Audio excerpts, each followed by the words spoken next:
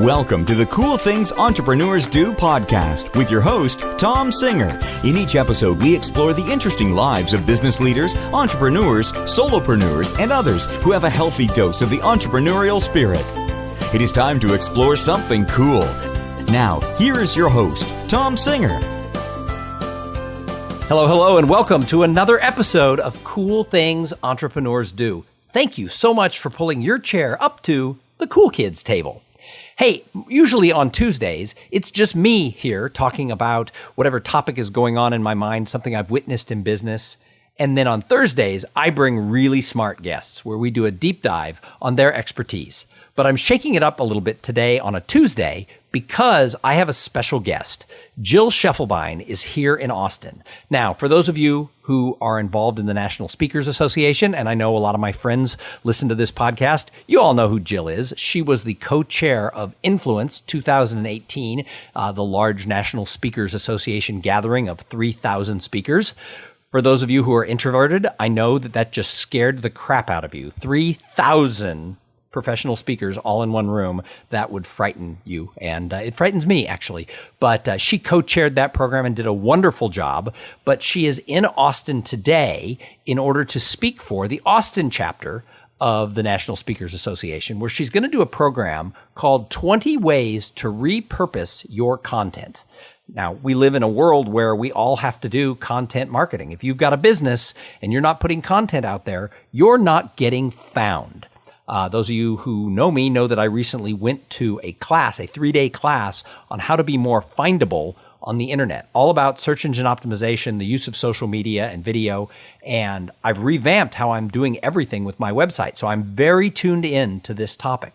So Jill is here. She's also a friend of mine, so she stayed at my house. So she's one of a handful of guests ever to be on the show where we recorded this face-to-face live in the spacious, modern Cool Things Entrepreneurs Do recording studio, which is actually my oldest daughter Jackie's bedroom that has never been converted to anything since she moved away to college 4 years ago. So it still looks like a teenage girl's bedroom, and it is where Cool Things Entrepreneurs Do comes to you every week. So I asked Jill if she would do a special interview to talk about how to repurpose your content. And in addition to that, I just realized Jill is one of the few people, there may only be 2, there could be 3, I'd have to really go research this, who has ever been on this show 3 times.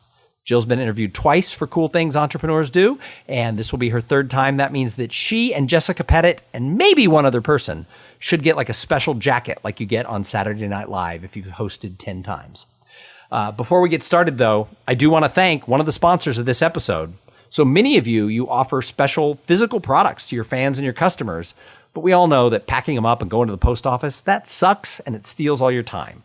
Well, my friends at Amplifier, they blend order fulfillment, screen printing, and on-demand production into a single self-service platform that you fully control, and they are the people who take care of printing the Try New Things t-shirts. And you can go buy a shirt right now at trynewthings.shop. In fact, stop everything.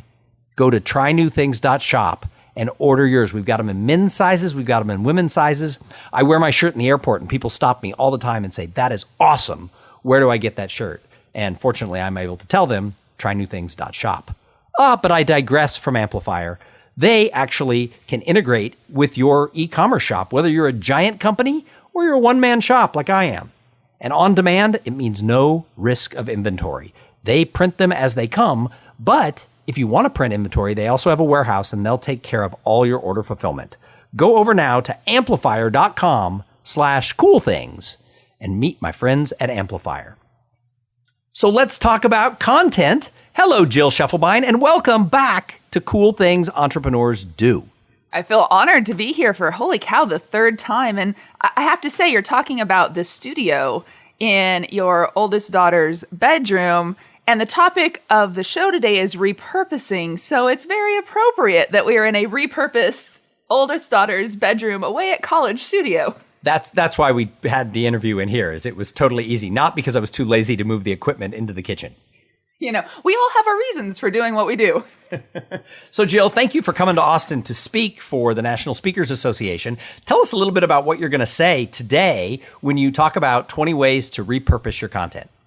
One of the things that any business owner, and I don't care if you're a business of one or a business of, 20,000, anyone who owns a business is always looking at ways to increase efficiencies and reduce costs, because that means you have higher profits. I don't know anyone who is in business not for higher profits. I love profits. Profits are happy things. And when we look at what we need to do in order to stay current and to be found in today's information economy, content marketing rises to the top of those things. And when you're looking at content marketing, it's hard for some people to make the case to the C-suite that we need to be investing all this money, because there is not always an immediate payoff to content marketing, which is why you'll see people doing fads and sticking with them for a couple weeks, maybe a couple months, and saying, this didn't work, and moving on to something else. Well, what I'm talking about today is 20 different ways to repurpose your content for both publicity and profit, and how to emphasize that sticking with whatever idea you pick and that consistency is what's going to pay off in the long term. So that's what I found when I went to this class on findability. I went to Heather Lutzie's Findability University, and you and I have a lot of friends who put on classes for and courses for other speakers and things like that. It was one of the best courses I ever went to. It really changed sort of how I did my website. And she had a tool, it wasn't her tool, but she had a tool where you could grade your website. And I graded like a 68 on findability, on sort of the searchability, the way Google saw my website. And I now rank at 92, which is almost as high as you can get. And so it was really good. But one of the things is this is a long-term play. You have to constantly be working the strategy, but also the thing is you have to realize that what you write in content may not be found today. It might be found 4 years from now. So your writing isn't something that you should look at, or your content in any way isn't something you should look at and say, well, of course, this is going to be, I'm going to be rich by a week from Friday, right? I would really wish it was that way, because I would be rolling in it right now if that were the case. But in reality, it's not. I guess where this talk came from, the genesis of this talk, and I think it's actually quite interesting, is because I was stubborn as heck about getting an investment to pay off for me. So in 2012, I decided that my first business, which I no longer run, was to help people become better public speakers, better presentation skills, better on-camera skills. And it was really a one-on-one or a one-on small group within training models business. And it did fine, but I lost my zest for it. I didn't want to do it anymore. But back then I thought, if I'm claiming to be great at speaking, and I'm claiming to help other people do better on camera, what better way to showcase that than to get myself on camera and put that out as content? In 2012, most people were still advocating blogs. And I said, you know what? That doesn't fit for me. I'm going to do video. So I made a 52 video series, 1-minute videos a pop, dropped them out once a week for an entire year. And at the end of that year on YouTube, had 60,000 views. Now, I know a lot of people would be thrilled with 60,000 views on their YouTube channel, but I had invested $5,000 in this video shoot, in the editing and hair and makeup, the lighting, all that jazz, and I had not seen that back yet because my videos did not go viral. What? You mean you post something on YouTube and you didn't have 1 million views? I know. Can you imagine? But I was livid. I'm like, no, this is good stuff. And so 2 things happened. Is one, I had a fundamental belief that my content was good, high quality, and would help people. And I think a lot of us don't truly embody that belief with everything we put out. And my question to you is, if you don't embody that belief, if you're not willing to fight for your content's visibility with that fierceness, why are you putting it out in the first place? That's number 1. Number 2 is then I geeked out and learned everything I could about YouTube to try to figure out how I could get more people to watch my videos. Now, I don't necessarily advocate that you do that, but what I realized is after changing a few things around, I jumped from 60 to 90,000 views in 3 months. And then it kept growing. It's over 1 million now, double national syndication offers. I write for Entrepreneur magazine because I can trace it back to YouTube videos. And I'm not saying it's gotten me rich, but I can tell you that that content strategy and sticking with it for close to 5 years has paid off in multiple 6 figures of business that I can trace back to the root of those videos. So you say something interesting. You started by saying you created these videos for a business you no longer have, and yet it's spinning off business for the business that you do have today, which goes back to what we're talking about the long tail of actually creating content. It's so true. And listen, any business you're going to start, anything that I do is in the area of communication. I was a professor for 11 years in business communication. That's my real expertise. And it's communication and decision making, how people will make faster decisions about whether to contact you from your marketing, whether to buy from you from your sales, whether to listen to you from your leadership. So presentation skills is not too far off course from that. It's kind of in the same area. But the thing is this, in our information democracy that we have now, we have more access to information than ever before. Case in point, the role of the expert has fundamentally changed, which is infuriating for some of you out there who are like, wait, I really am an expert in this, and there's a lot of hacks out there putting stuff out and beating me at the content game, which is incredibly frustrating. But they're beating you because of their consistency and visibility. So when you think about that, how an expert rises to the top, the role of the expert fundamentally changing is in this example. Think about the last time you weren't feeling so well. Maybe you had a raspy cough, something like you'd never really experienced before, but you weren't on your deathbed. You're not dying. So you go your normal routes, you take some over-the-counter medication, it's not getting better, you should probably get some more help. So what do? You Google it before you pick up the phone and call the real expert, your doctor. If we're doing that for things that are as literally life and death potentially as our health, why on earth would we, to learn things that are non-life or death essential, do any different?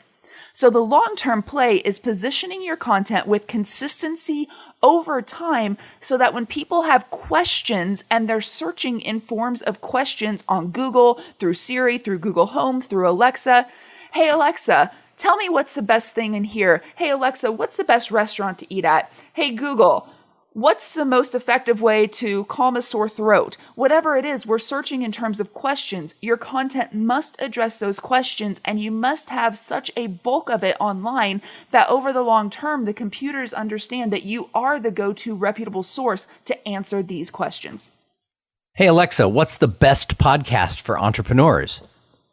Cool Things Entrepreneurs Do. Oh, awesome. Thank you. So, sorry, I couldn't resist. So, as people are doing this, though, where do they start? I know for a lot of small business people, larger businesses have people who run content. They have entire marketing departments. But what does the small business person, what does maybe the solo entrepreneur or the person with a handful of employees, coming up in a few weeks, there's going to be a great interview with two young guys who run a transportation company. They started off with black cars, and now they have buses, and they do large convention and high scale upper end transportation around Austin. And it's going to be a great interview. But what recommendation would we have for them if they do transportation, black car and limo service, party buses? What type of content should they be putting out, and how in the world would they repurpose it? Excellent question, and I love you gave me a specific example. So the first thing you do is this. You go on to both Google Suggest and my favorite tool for understanding questions, answerthepublic.com. Love answerthepublic.com. Even though I don't always know what to use, I love it from the standpoint that it's just fun to type in topics and see what questions it gives you. It does. And so the idea of this tool is that you type in some keywords. So for example, mass transportation or party buses or group transportation. And then what you do, you click submit. This tool generates every question that is being asked on Google and Bing, because some people still use Bing, don't understand that. Who are they? I don't know. Hey, Alexa, who are the people that still use Bing? Hey, listeners of the show, if you're a Bing user, send me a tweet at @coolpodcast and say, Tom, I'm a Bing user. Shut up. In any event, you search that, and then it comes up with all of these questions that are being asked about that keyword or key phrase or that topic.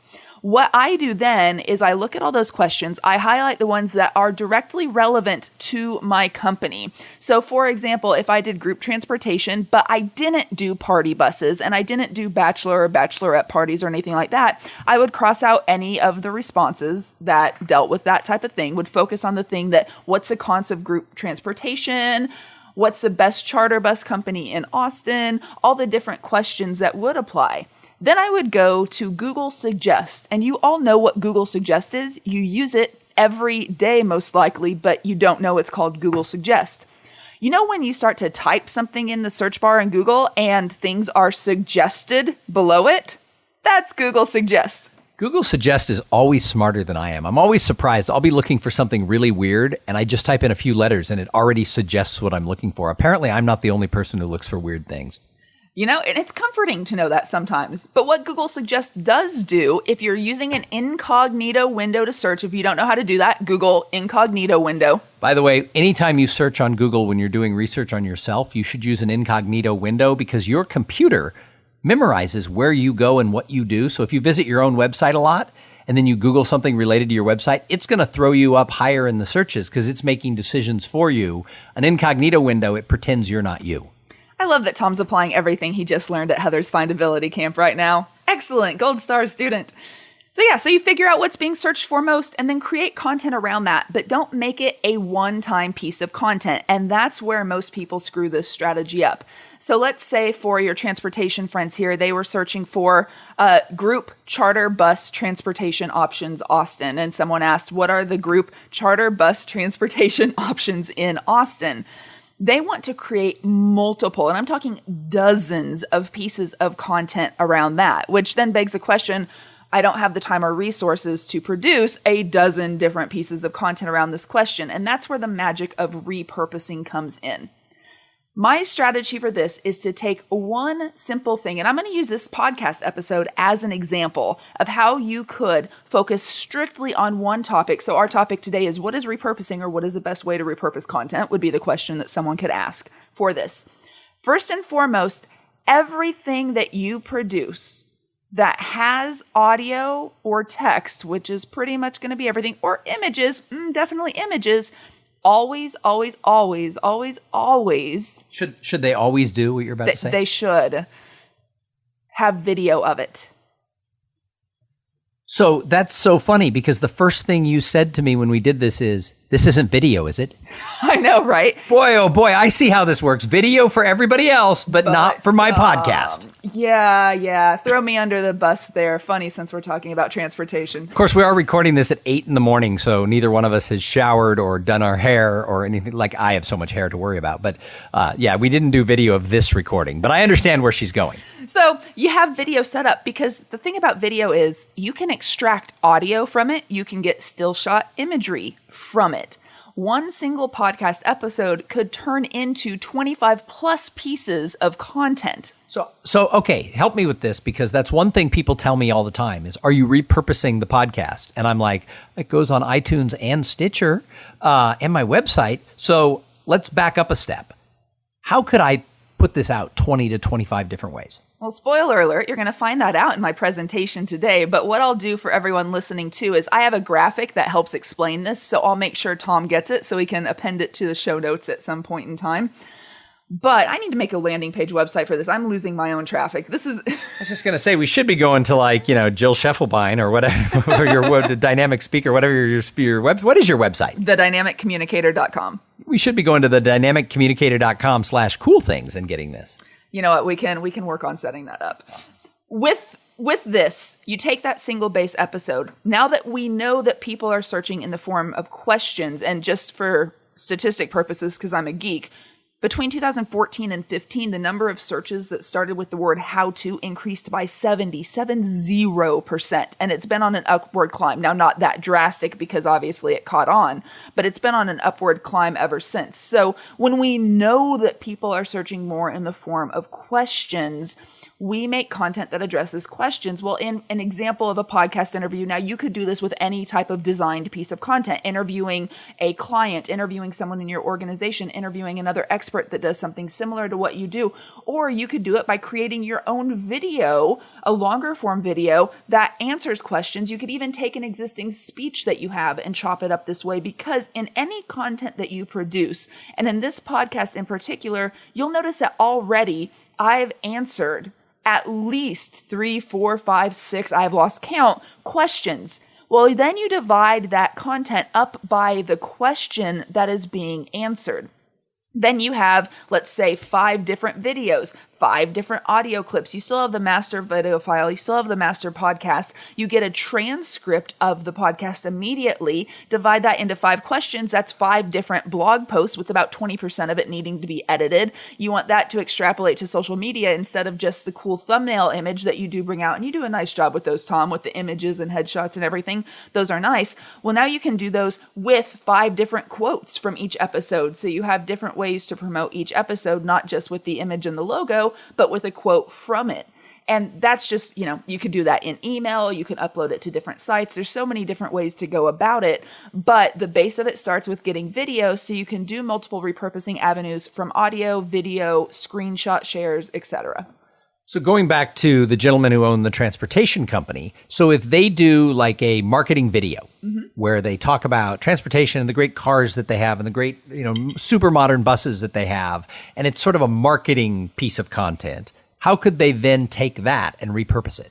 So they can divide that piece of content. So let's say it's a 3-minute video, right? And it's a beautiful 3-minute video about the company, the different options they have, etc. Well, they can chop it up by options, which is how I would do it. So what are black car services? What are bus services? What are group transportation or big limo or whatever it is? I don't know their products, obviously, but divide it up by that. Take different parts of the video. And this is where getting someone who can design a smart video really is useful, because if you design things smart from the get-go, you'll have easy choppability points. Ooh, choppability. I'm gonna coin that right now. Choppability, that's my word.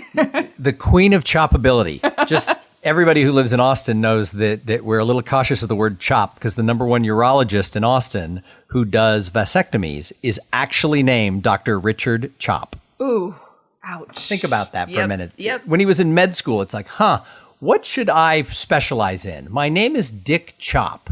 What should I do? Oh, I'll do vasectomies. So self-fulfilling prophecy. He might own choppability. He might. In any event, we'll just call it that for now and take images of vasectomies out of our heads for the time being. But when you think about how you're going to design a video or a piece of content, when you design it, have that script done, have the imagery done around answering those questions, and do it in a way where then in the full video, you have some beautiful transitions that go seamlessly from one point to another, but the core pieces of the video can easily be choppable or dissected, whatever word we want to use. And then you can leverage those in the same type of repurposing strategy I just talked about for the podcast, keying in on the questions that are being asked, and so you can be more easily found. And especially for a locally based company. So for those of you who own local based companies out there, making sure you append the location onto any type of description, any type of title, etc., is hugely important. Making sure you have that Google Maps presence, making sure you're geotagging everything in platforms where you can geotag, all incredibly important to get more of that local search traffic your way. So this sounds like a lot of work.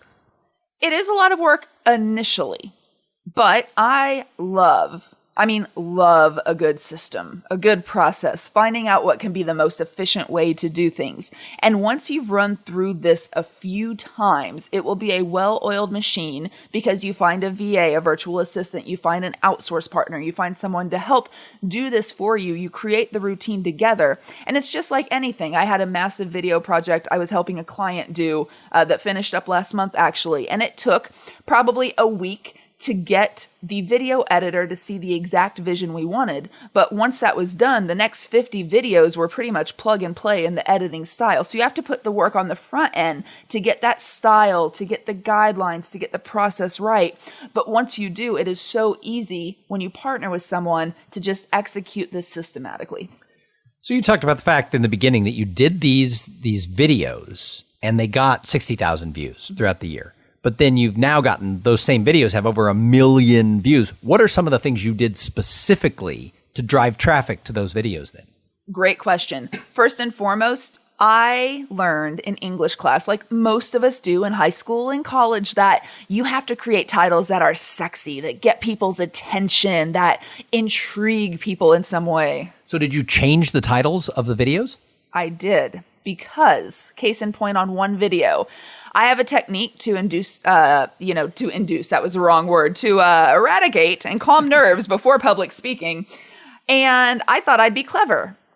call it Do the Penguin because I jokingly call this thing the Penguin. Well, if you Google Do the Penguin... Uh-oh, that sounds dirty. It doesn't give you results that are safe for work in all circumstances. Okay, disclaimer, nobody do that. Nobody do that, yeah. Do not Google Do the Penguin. I am not responsible I don't for the care. results. I don't care what you're into. I am blanking this one. I am blanking this image from my mind. Do not reposition Do the Penguin. Oh my gosh. In any event, at the end of a year, that video had 1,200 views, which I was pretty proud of. Now, how did I promote it? On social media, in my email newsletters. It has a standalone page on the website. It got put in different client proposals, like links to see sample videos, all of those different things. That single video now has well over 100,000 views, which is a pretty significant jump, even over the normal kind of amortization rate of views over years. And changing the title to How to Calm Your Nerves Before Public Speaking.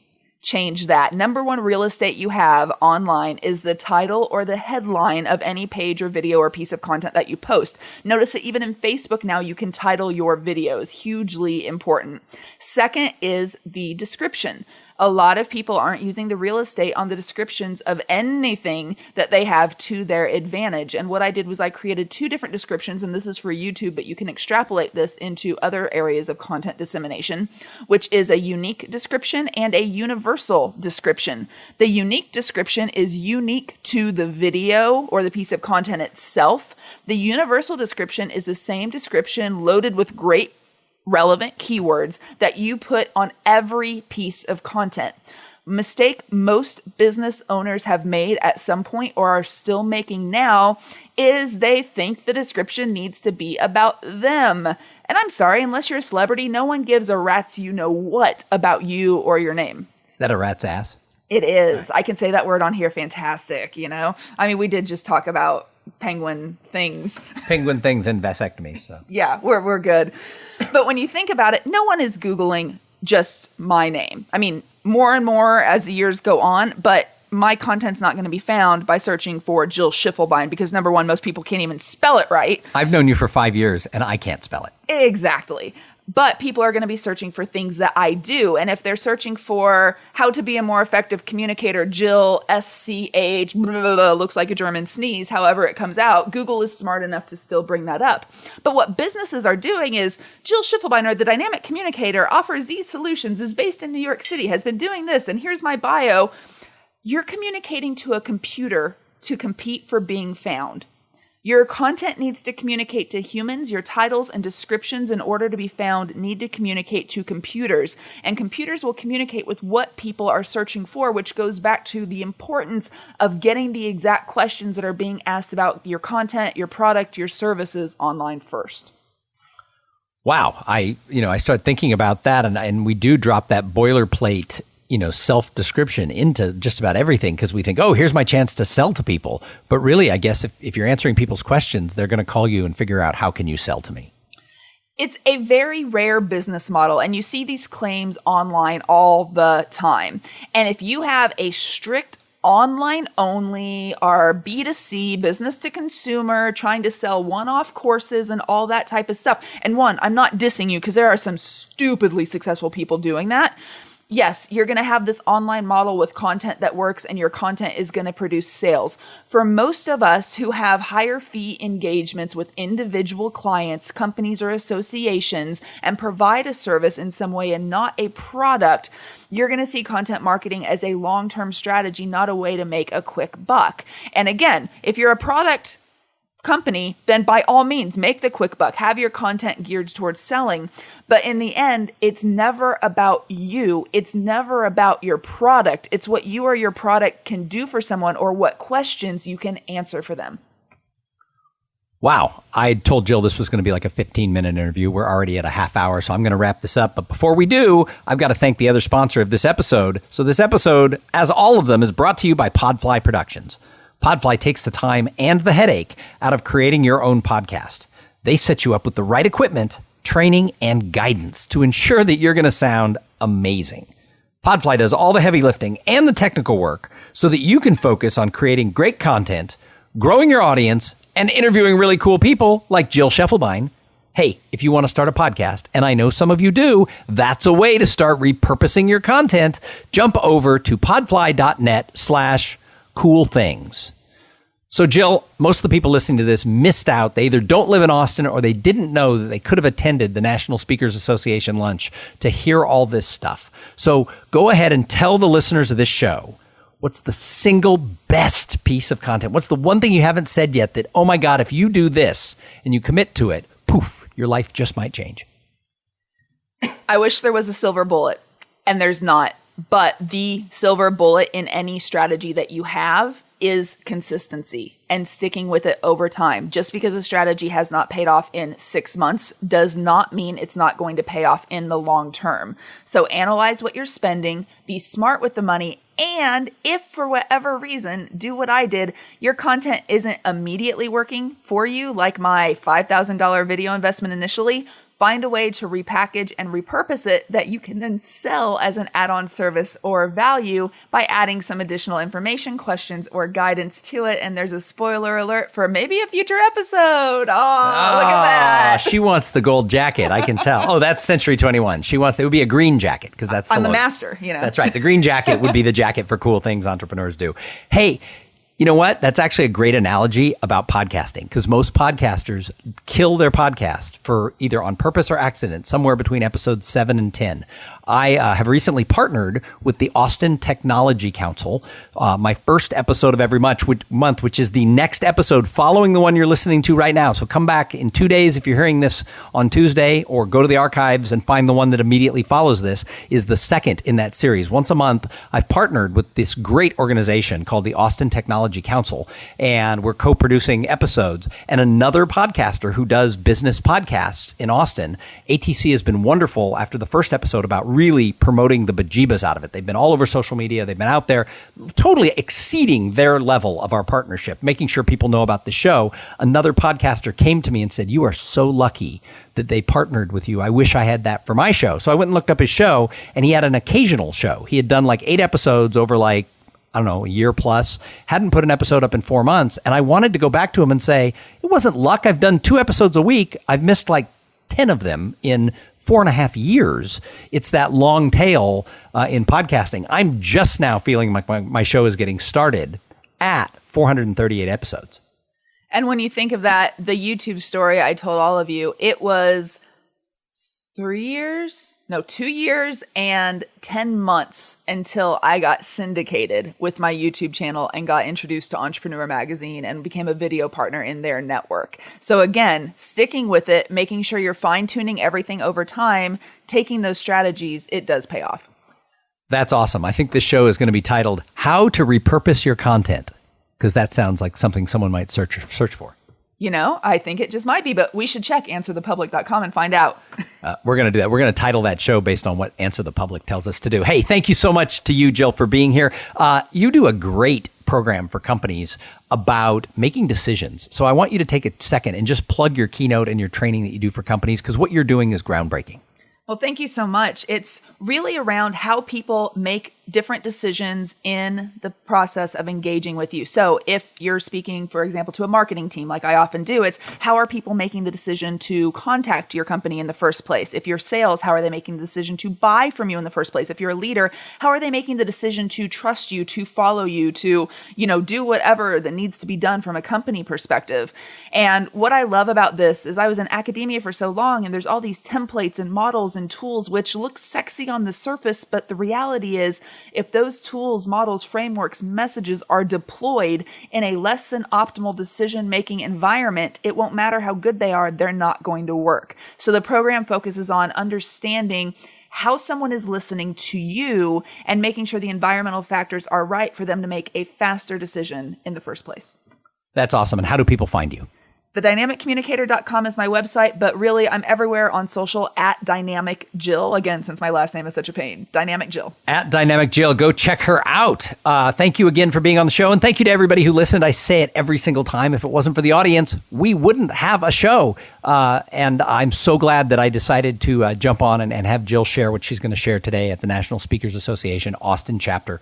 Please, if you like cool things entrepreneurs do, help me reposition it. Go out there and tell somebody on social media. Post something on LinkedIn that said, I listened to this show and it sucks less than other podcasts. Go out there and let people know that they should tune in. Number one reason people tell me they listen to my show is they found it from a friend. So please go tell a friend. And if you like the show, jump over to iTunes and leave or wherever you get your podcasts and leave a review. Reviews matter. Subscribing matters. Click that subscription button on iTunes. And if you don't download for a few weeks, go click it again, because subscriptions are how shows get ranked. So thank you very much. We're going to be back. You want to check out Thursday's episode. It is a Austin Technology Council partnership show, and it is going to be awesome. So go out there and try something new. Go get your shirt at trynewthings.shop. And then while you're out there trying something new, have a great day. Thank you for being part of the Cool Things Entrepreneurs Do podcast. Without your participation and listening to these conversations, there is no show. Connect with Tom at tomsinger.com and follow him on Twitter at tomsinger.